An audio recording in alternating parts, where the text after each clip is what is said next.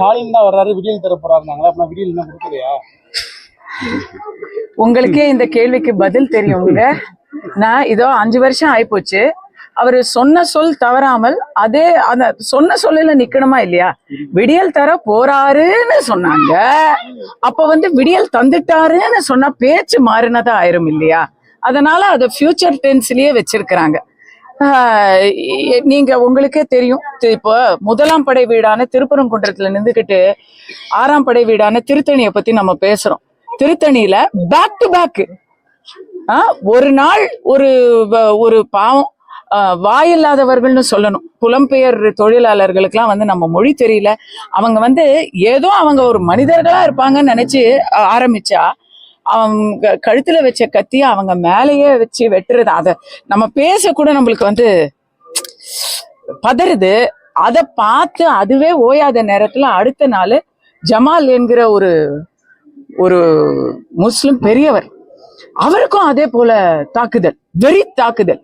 அப்ப ஜாதி, மதம், மனிதம் எல்லாத்தையும் கடந்து என்ன இருக்குன்னு பார்த்தா போதை தான் இருக்கு தமிழ்நாட்டுல.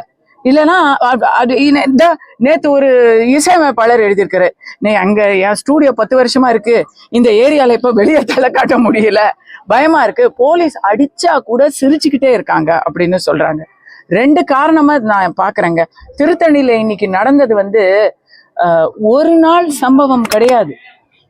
இது நீர் பூத்த நெருப்பா அங்கொன்னு இங்கொன்னுமா செய்திகள்ல முதற்பக்க செய்தியா தலைப்பு செய்தியா வராம இத்தனை நாள் போயிடுச்சு. ஆனா நான் ஒண்ணு சொல்லட்டுமா, ஃபர்ஸ்ட் ஒரு சமூகத்தினரை பல்லாண்டுகளுக்கு முன்னாடி இந்த திராவிட இயக்கம் ஆரம்பிக்கும் பொழுது ஒரு சமூகத்தினரை பார்த்து இவங்க நம்மாளுங்க இல்ல, இவங்க வேத்தாளுங்க, வந்தேரிகள் அப்படின்னு சொன்னாங்க. தமிழர்கள்ல பிராமண சமூகத்தை பார்த்து நீ வந்தேரின்னு சொன்னீங்க. அடுத்தது இந்திக்காரங்களை பார்த்து வந்தேரி, இந்தி எதிர்ப்பு அப்படின்னு சொன்னீங்க. சில நாட்களுக்கு முன்னாடி பாஜக உள்ள வந்துரும்னு பூச்சாண்டி காமிச்சிங்க.